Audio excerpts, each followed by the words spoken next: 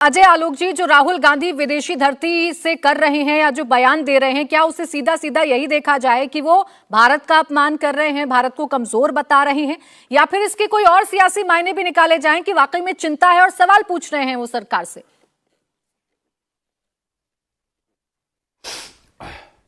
नहीं, खैर उनका वो 1 पॉइंट एजेंडा है, वो अपने एजेंडा में अपना काम कर रहे हैं। वो सरकार को गाली दे रहे हैं, लेकिन उसमें उनको याद नहीं रहता है कि सरकार को गाली देते देते वो भारत की प्रतिष्ठा भी कहीं ना कहीं कम कर दे रहे हैं।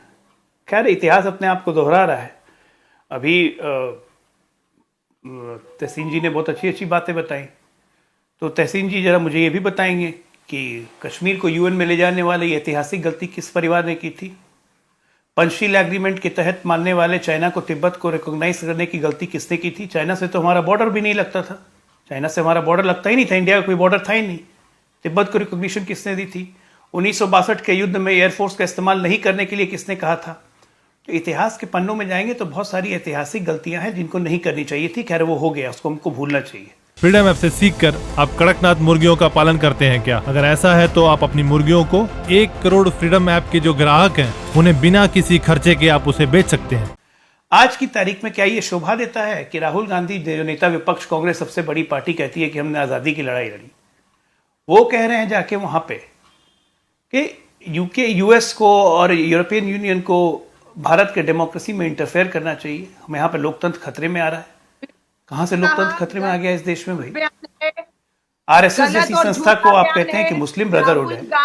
अब आरएसएस अगर मुस्लिम ब्रदरहुड हो गई तो अभी तक तो राहुल गांधी को फोर्सिबली कन्वर्ट करके हिंदू बना लिया होता आरएसएस ने। मुस्लिम ब्रदरहुड हो गया आरएसएस। मतलब किस तरह की बातें करना, किस तरह की बातें बोलना। अपने छक्का खुद मारने का शौक है तो मारते रहिए। अरे अच्छा है कि अपने आप अपने गोल पोस्ट में खुद गोल करना है, करते रहिए। और अब ये बीच में आज आप किसी को नहीं बोलने दे रही हैं, वैसे तो नहीं चर्चा हो पाएगी। थोड़ी सी आवाज कम करिए अलका जी, कि अजय आलोक जी की आवाज है। अजय जी बोलिए। आरएसएस जैसी संस्था को मुस्लिम ब्रदरहुड बताना ये साबित करता है कि कितनी घृणा है उनके अंदर में। और ये चले थे भारत जोड़ने, ये भारत जोड़ने नहीं, मुसलमान जोड़ने गए थे, जो मैं शुरू से कह रहा हूं। इतनी घृणा है। कोई व्यक्ति आरएसएस को, जो आरएसएस से जुड़ा भी नहीं है, अगर उसने सरस्वती शिशु मंदिर देखे हैं, वनवासी कल्याण प्रोजेक्ट्स देखे हैं, भूकंप में काम देखा है, कोरोना में काम देखा है, वो आरएसएस को मुस्लिम ब्रदरहुड कहेगा? मुस्लिम ब्रदरहुड स्कूल्स खोलते हैं, मुस्लिम ब्रदरहुड पढ़ाते हैं, लिखाते हैं, इलाज करवाते हैं। मतलब जो मुंह में आया बोल देना है, तो ठीक है, बोलते रहिए। इसका तो असर आप पे पड़ेगा साहब। जब चुनाव लड़ने जाइएगा, बोलिएगा जरा मुस्लिम ब्रदरहुड है आरएसएस। देश की जनता आपको कितना समर्थन करेगी दिखता है।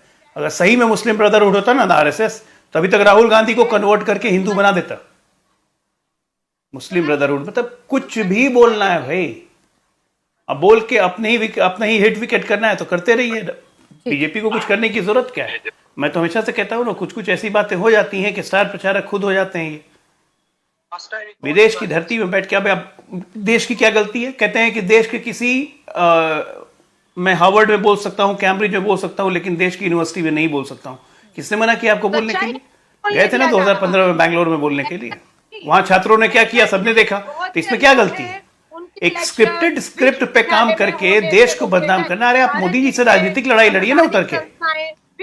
देश में राजनीतिक लड़ाई लड़ना है तो फील्ड में उतरिए, मोदी जी से लड़िए। वो विदेश के सहारा लेके, बीबीसी का सहारा लेके और बाकी टूल्स का सहारा लेके लड़ने का फायदा नहीं है। वो खुद छक्का सेल्फ गोल है। लेकिन खैर, इन लोगों को मानना नहीं है, डिफेंड करना है, राहुल स्तुति करनी है, करते रहे। ठीक है। अब अलका लामा जी पहले सवाल सुन लीजिए। अलका लामा जी पहले थोड़ा सा सवाल सुन लीजिए, उसके बाद फिर चर्चा कर लेंगे। आप सवाल नहीं सुनेंगी, रटी रटाई बात करेंगी तो फिर कुछ नहीं निकल पाएगा इस डिबेट से। सवाल ये है, आपने कहा डेमोक्रेसी नहीं है। अब 1 मिनट सुन जाइए। आप मुद्दे से भटकाएंगे और हम मुद्दे से भटकने नहीं देंगे। मेरा काम भी आप ही कर लीजिए अलका जी। क्या की दाव पर लग, मेरा काम भी आप ही कर लीजिए। अब रुकिए, मेरा सवाल सुन लीजिए अलका जी। सवाल नहीं सुनेंगी फिर कहती हैं लोकतंत्र लोकतंत्र लोकतंत्र। ये है लोकतंत्र कि आप बैठकर पत्रकार का सवाल भी नहीं सुनेंगी। आपकी नजर में क्या ये होता है लोकतंत्र कि आप सवालों को बैठकर जज करने लग जाएंगी? सत्ता को विपक्ष के जवाब देने होंगे। आप मुझे मजबूर कर रही हैं कि मैं विपक्ष होकर सत्ता के सवाल सुनूं। सत्ता के सवाल मैं सत्ता के सवाल कहाँ कर रही हूँ आपसे? अलका लांबा जी, अंतर करना सीख लीजिए। फ्रीडम ऐप से सीखकर आप कड़कनाथ मुर्गियों का पालन करते हैं क्या? अगर ऐसा है तो आप अपनी मुर्गियों को 1 करोड़ फ्रीडम ऐप के जो ग्राहक हैं उन्हें बिना किसी खर्चे के आप उसे बेच सकते हैं। लोकतंत्र की दुहाई दे रही हैं, डेमोक्रेसी की दुहाई दे रही हैं, तो उस डेमोक्रेसी में अधिकार है मुझे सवाल पूछने का, तो मुझे सवाल पूछने दीजिए। सवाल मैं आपसे ये पूछ रही हूँ, पहले सवाल सुन लीजिए, उसके बाद आप फिर जितना चाहे जवाब दीजिएगा।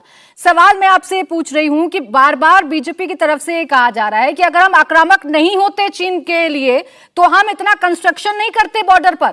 आपकी सरकार थी तो बॉर्डर पर कंस्ट्रक्शन नहीं होते थे क्योंकि आप लोग डरते थे। सुनिए प्राची, हमारी सरकार थी ना, चीन का 1 इंच कंस्ट्रक्शन दिखा दीजिएगा। चुनौती दे रही हूँ। मैं चीन की बात नहीं कर रही हूँ, मैं भारत की बात कर रही हूँ। चीन की आप चीन की बात क्यों करेंगी? आपको चीन की बात करने के लिए मना किया गया है। अरे अलका जी अंतर समझिए। मैडम इतना भी मत घुमाइए कि दर्शक भी समझ जाए। बॉर्डर पे जो 2 इंडिया टीवी हर वक्त हर जगह डाउनलोड करने के लिए सर्च करें India TV news Google play store या ऐप स्टोर पर।